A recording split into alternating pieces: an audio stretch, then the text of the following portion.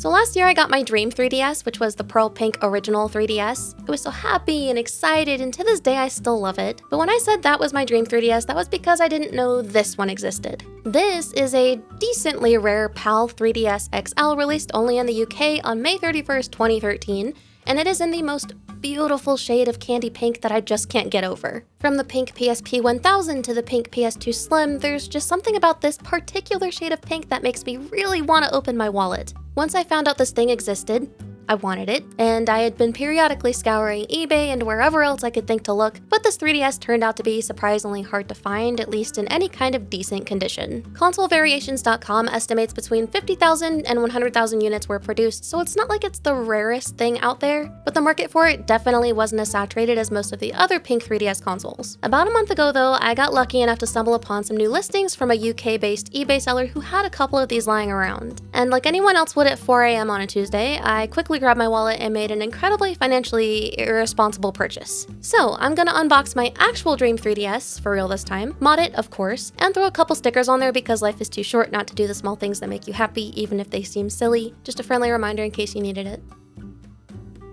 So like most of my videos, this one's probably gonna be pretty bite-sized because it's just a simple unboxing and a little bit of decorating and stuff like that. I was just really excited and wanted to make a video about it. It took a long time to get here to the US, I'm talking like weeks.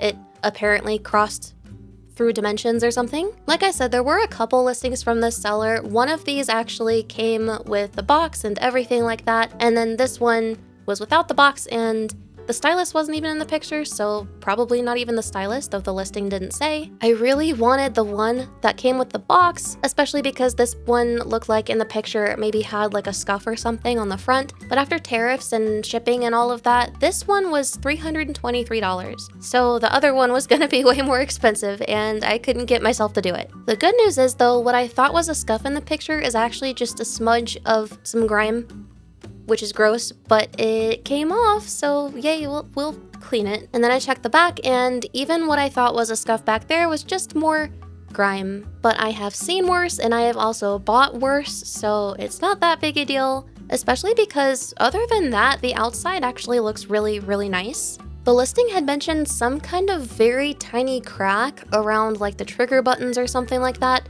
but I couldn't find it, and I checked all around the sides and stuff like that. I didn't see any cracks or fractures or whatever. I didn't see any damage on the inside either, and the inside was actually way cleaner than the outside, which was nice, but this bad boy's still gonna get cleaned. Your girl has been sick for like a month, and I'm not playing around anymore. I'm never getting sick again. But yeah, I was overall really happy with the condition. However, you probably noticed it did not come with the stylus. Thankfully, I thought ahead and ordered a close enough looking replacement off AliExpress, which believe it or not came way faster from China than the 3DS did from the UK, which was interesting. It's not that easy to tell on camera, but the color is ever so slightly off, like it's more of a warm pink, where the 3DS is more of a cool pink, but it's really close, so I don't care that much. And the screen on this looks pretty much perfect. If you know anything about Japanese 3DSs, there tends to be some screen yellowing due to humidity, just the difference in the climate between Japan and, say,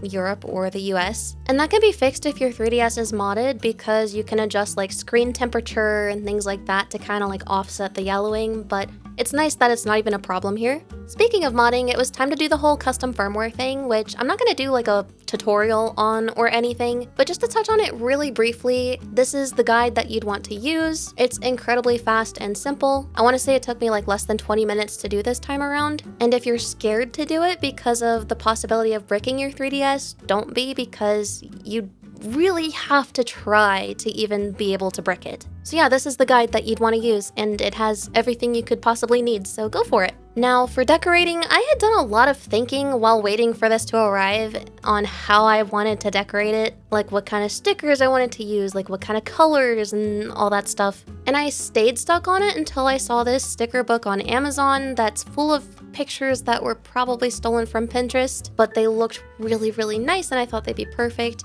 Just remember though, stealing's bad. This whole book was only like $10 and the quality is like surprisingly nice. There's tons of stickers and they're all divided by like theme and color scheme, and there are different kinds. There's glossy, there's matte, there's glitter. So I don't know, if you're looking for some cute stickers that are decent quality, go to Amazon, I guess. Actually, I'll link the Amazon listing in the description in case anybody wants it. In the end, the purple, blue, and pink kind of thing was really speaking to me, so I decided mostly to take stickers from this page. I eventually added a little bit more sauce to the pot, but for the time being, this was what it looked like when I was done with it. Which, you know, I think the purples and the blues and stuff, I think it was a good call. I think I was kind of cooking with that. Anyway, on goes the clear case, and then I wanted to put some kind of charm on it, some kind of accessory. I thought about doing this pink one, but then I remembered I have this blue one that matches the stickers better, and I think it looks really cute, so I decided to do that. Even though I don't really need the wrist strap, it's just cute, so. As for games, I didn't want to put too much on there for now because I have a problem where I'll be playing a game and then I'll think, oh, I want to play this other new game, and then I'll get distracted by that other new game and then completely forget the other one exists and not finish it for a very long time. So yeah, I got Fantasy Life since a lot of you guys have recommended that to me. I put Project Mirai on there, and then I put The Sims on there because I've never played a handheld version of The Sims, so I was curious. I did forget how early on The Sims likes to jump scare you. But yeah, the next day I decided to add a little more sauce, like I said, which I think was absolutely the right choice. Look how perfect it is. How does she do it? She's so smart. But yeah, that was my cozy little unboxing kind of video. I hope you enjoyed it. Maybe you got to watch it while you ate food or while you were on your break at work or something, and maybe it was fun. But yeah, thank you so much for watching. Don't forget to like and subscribe, and I will see you next time, which should be very soon because I'm starting to get better and I have a lot of videos I want to catch up on. So I will see you later. Bye!